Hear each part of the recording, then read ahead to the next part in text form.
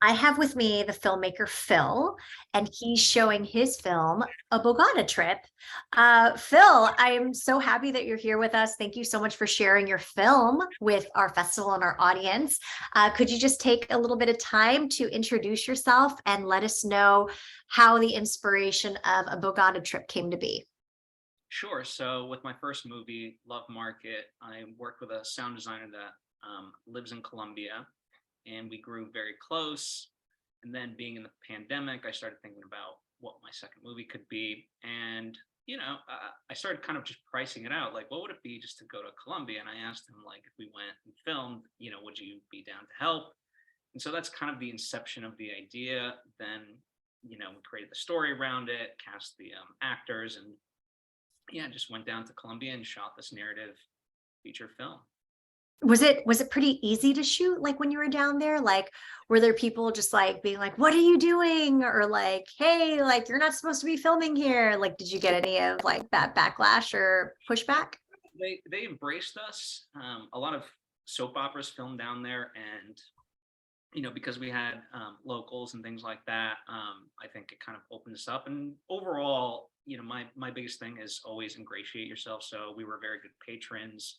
Wherever we went, we bought a lot of food from the local vendors and things of that nature. So I think people just embraced what we were doing, and the movie's not about drugs and violence. You think Colombia and you think that's what it's going to be, and no, it's about what the country's really about, with 90% of its culture, its heritage. And the movie is about Americans kind of learning those aspects while also obviously having their problems of their own.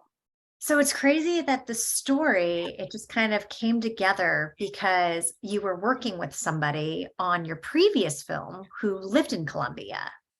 Yeah, I mean, and that's, I think people are looking for like a better answer than that, but I think part of the inspiration is just make a decision and go for it. And so our decision was like, hey, let's go to Colombia and make a movie. I love that. So was it really expensive just flying your cast and your crew out there to film in Colombia? All things broken down, not really. Like, I looked at some places in the US to just kind of go and just be, and priced out, it was like three times more expensive to go in the US, like, like a Lake Tahoe or somewhere like that. And I was like, you're just getting forests and trees. Whereas if we go to Colombia, sure, there's a huge cost to the flights, but after that, it's actually relatively inexpensive. Um, you know, so yeah, it worked out just fine. Well, not only that, but it's like I feel like with the backdrop of your story, with these like two sets of like tourists like being in this place for, each of their own reasons, it makes a lot of sense, right? So that there isn't too much set dressing that you really need to do either, right? You just kind of like have them walk around outside and, you know, take in just like Colombia because it's already really different. Absolutely. I mean, that was all part of it. And, I think a through line, anytime you travel, it obviously changes you. And so it doesn't really matter where. For us, it just happened to be Colombia. And so, there is that sort of naturalistic element of them reacting to things on the fly. Of course, I would say 90% of it is scripted, but in those like certain moments, you know, when you see like like a salt mine written as a slug line in a script, it doesn't tell you what it is. But once you're actually within the salt mines of Colombia, you really see like the awe-inspiring nature of it. So, So, because you had such a positive experience filming in a place like Colombia, does this kind of open the doors for you to film in other like countries, like for your next like projects? yeah, I mean, I think it would be cool to just be like the filmmaker that goes from city to city and makes a movie within these places. You know, I don't, as of right now, that's not kind of what I'm thinking about for my immediate next project, Oh, but certainly, I think there's just so many ideas that I would love to do. Like Christmas time in Paris. Would oh. be amazing. Like, why not? Who wouldn't want to spend Christmas time in Paris? Well, not only that, but it's like I feel like there are networks who would love to buy a Christmas in Paris movie because I feel like Christmas movies are like a thing. So you just have to like get connected to some distributors who are specifically looking for Christmas content. Absolutely. I mean, there's so many options like that, and none in Paris really that I've truly seen. So No, and that's an excuse for you to go to Paris and just start shooting. yeah, absolutely. So what you said that it wasn't really, like in the thought for your next project. So what were you thinking for your next project? Uh, so in without spoiling too much, there is like a kind of sequence where we did some experimental stuff, specifically with animation, and I've always been a fan of the genre. And so, now because I've kind of learned the process of it and figured out how to do it on a micro budget, I really want to do an animated feature and just open myself up to what's possible, storytelling wise, really just expand the world, and let my creativity soar in that way while keeping the budget relatively, contained. So when you're saying animation, do you mean like what type of animation? Because there's I like so many different types of animation. Yeah, I like these. I guess you could consider it like old school Studio Ghibli, like Princess Mononoke, Spirited Away, like or even think of like the classical Disney movies, like that sort of hand drawn 2D animation style. I really am a huge fan of that. So when you said that you kind of figured stuff out, does that mean that you got connected with some people who know how to do that? Or did you get connected with like a software that can actually do that? So it's more of a process. So I connected with people that are very good at it, Mhm. and you know, through that, I've gotten to communicate with them and ask them about like, what are the biggest like pain points and why does it cost so much and Yeah. that nature. And so I've essentially identified through that process of okay, if I can give them better references instead of doing like 400 versions of just a character animation, but specifically have something in mind, then it lessens the you know the time that they require to create it, and still allow them their own imagination to kind of fill the voids. Because I don't want it to just be like, okay, a task oriented. Here you go, do this for me. I want their input. So in that way, yeah, it's just kind of figuring out the process and working with So them. how did you end up finding or getting connected with these animators who have these skill sets? I think it. I'm realizing it's kind of like a trait of mine to just find people around the globe or just like like in sports, right? You would recruit and find like hidden gems wherever because you want like the next superstar. And Yeah. um, for one reason or another, like yeah, when I just want to find somebody and I need something for a movie, I just kind of like call anybody and everybody, and it just kind of leads from one thing to another. But yeah, I found these animators and they're fantastic. So yeah, once I That's find great. them, I try to hold on to them for dear life. You're like, I have so many plans for you in the future. Absolutely, and You're like, do not go anywhere. it's great that obviously like I'm very grateful that people do want to work with me. Like two of the actors in a Bogata trip are also two of the actors from my first movie. Yeah. So I love you know Which actors? Which two uh, actors? Sarah Stretton, who plays Harper, and Khalil Abderrahim, who plays the friend Kurt. Okay. Oh my gosh, that's awesome. Well, that's the thing, right? It's like I feel like, especially from a director standpoint, it's like Martin Scorsese, right? He always like works with Leonardo DiCaprio. It's just in Leonardo DiCaprio, like he'll always, do a film with Martin Scorsese just because they have that relationships. They have that relationship and they work together and they work really well together. So I feel like it's kind of like that, and it's funny what you said about picking, like, looking out animators, like finding out, the people with like these skill sets that you're looking for, and you're kind of like collecting them. And I feel like that's a lot of the reason why I started this film festival. I started this film festival so that I could meet really talented filmmakers, and just have relationships with them before their career like takes off, right? And then they're like impossible to like get in touch with. Yeah, absolutely. And I mean, one of the harder parts is I am very blessed to know a lot of talented people, and at a certain point, you're limited to how many people you can kind of bring on, and even just kind of bit parts. I try to fill in with people to make it work, and vice versa. I try to always support whatever they're making, right? So if if they can't be in a project, time wise or whatever reason, with what I'm doing, I always try to, I mean, at the very least, like I have my own equipment. So I'm like, hey, it doesn't cost me anything to let you have the equipment. I mean, I'm using it basically like 3 weeks out of the year. So, Yeah. why not? Yeah, absolutely. And then you're like forming relationships, right? And you're like almost like networking in that sense. Yeah. And I mean, certainly that's like a byproduct of it. But I think I just want to see people succeed. And I love the ideas that people have. And so, selfishly, I want to see their stuff on screen. I'm like, that's a great idea. Let me watch Yeah. the movie. And if I can help make that movie, then why not? So, Phil, have you always wanted to be a filmmaker? Like, how did you even get into filmmaking to begin with? I think it's the classic, you watch movies, you pick up a camera when you're younger. My path was sort of different in that I have more of a documentary background. Oh, And so, when I was 15, I actually worked with the first hospice in America, sort of highlighting their care. Um, and then in college at Emerson, I worked on one about Mount Washington, which is the only sort of backcountry skiing location in the Northeast.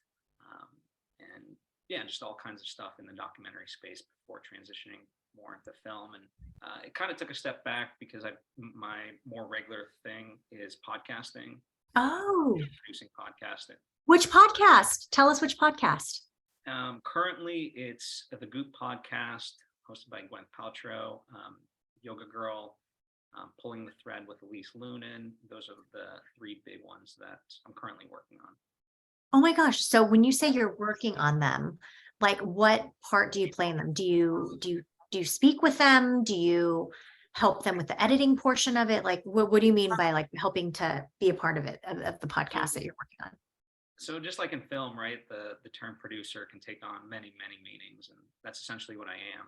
But overall, yes, it's helping them record. It's helping, I edit the shows and put them out, and have leeway on creativity as well, depending on the circumstances and so forth. So it's been a lot of fun, and I almost say like I'm a professional podcast listener. Like that's really more of my job, and so I get to just enjoy that and learn really. So So Phil, with you mentioned your first project a couple times throughout the Q&A. What was your first project about, your first feature? And what were some of the things that you learned from that project that you were able to take with you in creating a Bogata trip? So the first one's called Love Market, and it's about this set of 6 people living within LA with hopes and dreams and aspirations. And without giving too much away, it's a very much type of everyone. It's not what you want; it's you get what you need, sort of thing. And Mhm. so that's kind of the lesson for all of them. And it takes place primarily in downtown LA. So similar situation where we just kind of picked the location, decided to go and film. And so that's what it kind of really taught me, was that anything is really possible, and you can kind of make up for it. And what's crazy about that one, it's 6 people, and sometimes they interact, but oftentimes their schedules did not allow for that interaction. So you have to get creative with how you frame things to make them appear within a scene, which is all the When more, they're not there. yeah, and it's all the more crazier when you don't control the environment, right? So Yeah. you just have to kind of hope and pray that next time you come back, that same spot will be open and it'll look similar enough and all that. And so, yeah, you just kind of learn to figure those things out and embrace those aspects of it and make it work. So if people want to check out this feature film, like is it living anywhere? Like where is it? Where can they Uh, find that feature yeah, film? Love Market is currently, it's available on Amazon and Tubi. So those Okay. 2 places. Love Market, you said. Love Market, yes. Love Market. Okay, great. And so I guess like Phil, what, like you had mentioned the animation project that you're working on next. Are there like any other films? Like, do you just always jump to doing feature films? Do you ever do short films? Like, you know, Yeah, so I'm kind of doing a short film. It's more of a parody on just kind of like Robert Rodriguez 10-minute film school style, where just anything's possible. Which I believe a lot of things are possible, but sometimes you watch YouTube tutorial videos and they oversimplify it. Um, but overall, unless I'm doing like a proof of concept, I try to just go straight for the feature. Hmm. For me, at this point in my life, I've done enough, whether it be short films, sizzles, and things of that nature, that if I can go for the full thing and you know get it financed, then I don't see why not. Essentially, So because you made a feature film before, and then you have this feature film, what have you been doing? Because like a lot of distributors and sales agents, we're going to actually have a panel on distribution next week. Um, have have you been able to, I guess, like make some of your money back on both of your feature films? Or like what has been your plan with like your features in terms of like distributing it and like getting some ROI? I know Tubi has something on there where like, you can make some money off of Tubi, and it's not bad. yeah. So I'm sort of that's the process that I'm overall still learning. Hmm. So with my first movie, I mean, we kept the budget very low. I mean, it was less than $10,000. Yep. Um, right now, we still haven't recouped that, but that the lessons learned from that we're applying to the distribution of this movie, um, and kind of moving forward with the animation one. I'm kind of trying to build out the rest of the team that is sort of first in that space to be able to guide me more from the get go. So yeah, I mean, for me, it's a very much kind of work in progress. But I, at the same time, I think just kind of once you make the project, then at least you have something tangible to show to people. And even if that itself doesn't make money, certainly can be a calling card, a stepping stone, and all that. So Well, you know what? I definitely think that you need to attend the distribution panel that we're going to be having next week. And one of the questions that I'm going to be asking some sales agents and the distributors is, what can filmmakers do before they start shooting the film, or before they begin production, to set them up so that they are more likely to have a sales agent or a distributor pick up their film. And I think that it would be really interesting to also ask the question from like an animation standpoint, like what, because like I feel like with feature films and all that, they're kind of like the typical things that all filmmakers know. Oh, get a name actress or a name actor. Oh, make sure you like do horror because they're a lot easier to sell, because there's more of like distribution opportunities. But I'm curious, like from an animation, because I feel like from an animation standpoint, it doesn't really matter if you have a name, actor, voice involved or not, right? Is the story compelling? Like, are the graphics like, are they well done, right? yeah, and so that's what makes this next project exciting, because it can kind of as I said, my imagination can run wild, and that's really the only limitation of it all. Making sure that it tells a compelling story. So that's what I look forward to. And yeah, I mean, like I said, I mean, I don't know. I'm learning the markets, and certainly a knock with a Bogata trip has been that it's set in Colombia without drugs and violence. And the people that have criticized it for that, I'm like, that's exactly the point. Like, if you don't understand why I made that movie, then you don't understand the movie, and I Mm. wouldn't want you to distribute it anyway. Yeah. Well, it's funny because like with animation too, just like going back to it, there's so many like children's festivals, like Oscar qualifying children's festivals. And I know just like within my own film festival network, they're always looking for really good animation films because there aren't that many animation films. Like I know that in the past we had some animation films that were submitted, and I feel like just across the board, like the acceptance rate for the animation films was actually pretty high, just because it was very different. And a lot of the times the story is just really, really good. So yeah, I mean, I'm really excited for you. And if you ever need voices for your animations, feel free to reach out, because I've always wanted to do like animation voices, but never had the opportunity. So, it's funny because I have two little kids, and they're obsessed with Sing One. Like they're obsessed with the songs. And it's one of those things where I went to Nashville for my friend's bachelorette party, and our bartender was like an EDM music producer. And it was just so crazy because, I'm I'm producing and I'm editing a feature film right now on postpartum. And there's a scene where my character just talks about like she's supposed to be a singer, an aspiring singer. And I just had this EDM music producer come up with a song, like just some music. I gave him some ideas, he came up with a song. I wrote the lyrics. I like recorded it in my closet.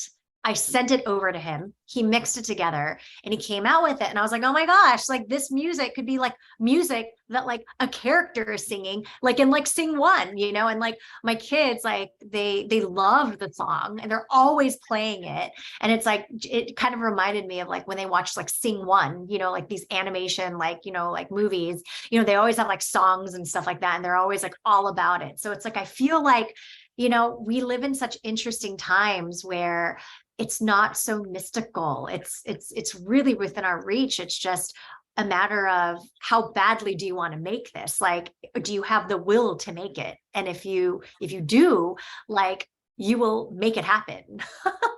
Yeah, absolutely. And part of kind of how we're approaching this is there's like the main phase where we want to film everything sort of live action, right? That when I talked about the process, that having a point of reference for the animators and facial expressions and so forth makes it a lot more lifelike. But Yeah. at the same time, for background characters and secondary characters, we do want to open it up to audiences around the world and say, like, hey, you know, there's a random guy that screams at a train station. I don't know. You know, we'll hold a contest and you could be that person that screams at the train station. You know, we'll animate you and we'll use your voice. I think that's also another aspect that makes it fun for me is being able to sort of expand it in this way and get people to participate beyond just my circle of friends, and you know, someone can be involved in the movie in that That's way. awesome. So, okay. So, Phil, if people want to follow your journey, if people want to stay in touch with you, what are the different ways that people can find you and stay connected with you? Sure. So my social media is at Phil Svitek. I'm pretty much everywhere, and my website is philsvitek.com. So those are sort of the best places, I guess. Okay. So it's just your name. Just my name, keeping it very simple for people. Okay. I found you. I found you on, oh, you're a 360 creative coach. Yes. Okay.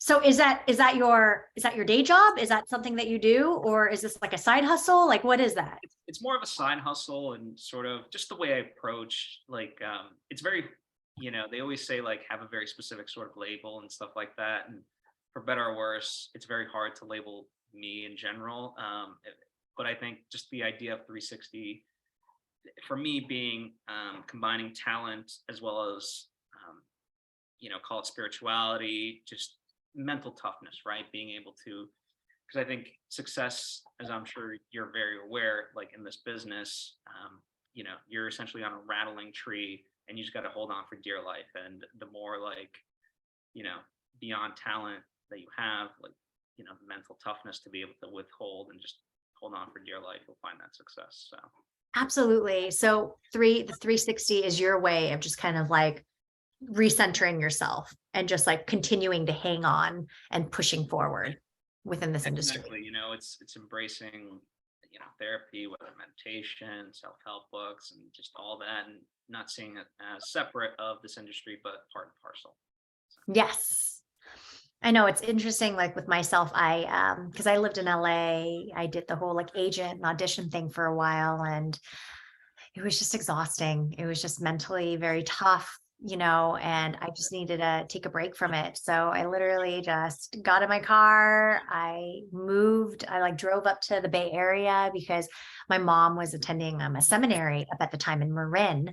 And so I just like lived with her for a year. And then I ended up just staying up in the Bay Area. I got like a job down here or up there. And you know, it's like it's funny how it was just I needed a break away from LA, and then that's how I kind of like got into like the tech world, you know, as like my day job. And then like it was once I kind of got back on my feet, you know, from take after taking that break, that I was able to like come back like full force, just like ready to like not let like the industry like define me, but me being like, okay, like this is what I want to do. And I'm going to call the shots now, you know, instead of just like sitting there, like waiting for people to like cast me for things, waiting for, you know, people to like, you know, do this for me or that for me. You know, I was able to just kind of like, it was like a lot more empowering to be able to like take back that control. But I wouldn't have been able to do that had I not taken that break, you know? Yeah, absolutely. Yeah, because yeah, LA is just, it can be a very, very rough place, right? Just, you know, when you're pursuing, you know, the things that you want to do and all of Yeah, that. absolutely. And I think one of my biggest things is like, again, going back to the idea of why Bogota and Colombia, we just made a choice. And so once you sort of make that choice, at least for me, my mind goes to, all right, how do I solve for the problems? As opposed to fighting with myself, like, do you really want to do this? Do you not? It's like, Like, no, oh, we're doing it. We're doing it. How are we going to make it work? that's it. You know, you get into logistics and be like, okay, it's pretty crazy, but all right, I guess we gotta book some tickets to Bogota. So let's do that first. You know? And you know what? You know what's amazing? It's like because you have that mentality of like, okay, well, I guess we're doing it. It's like that Indiana Jones thing, you know, like, you know, you just start walking and then like as you start walking, that path just miraculously starts, you know, appearing before you. It's kind of crazy, right? You just kind of take things like one step at a time and then things just end up coming together. And all you needed to do was book those tickets to Bogota, right? That's really what it is. And yeah, I mean, it's the people always think there's like some sort of secret sauce to any of this. And really, it's just putting your head down, kind of getting to work and, you know, not necessarily being overwhelmed by it. Like once you start working through each individual problem, it's like, oh, okay, it's not that hard. Yes. But if you leave it in your head, it's very overwhelming, right? Which is why you have to just kind of like put it all out there and then just like attack it like one step at a time, one part at a time. And I mean, my fail safe was like, listen, if I fail horribly at this, like we'll have like a monologue ready. I'll film your monologue. You'll have something for your reel, and we'll just have a great 2 weeks of vacation in Colombia. Like that was the backup, really. So you know, it worked out. It came together so well, you know, as our audience will see. Bogota trip is on demand, you know, in our video on demand section of the virtual part of the festival. So we hope that you go check out that film. And Phil, we look forward to seeing you at speed networking and all of the events next week at our festival. Thank you. Great. Well, thank you so much for your time, Phil. Thank you. Take care.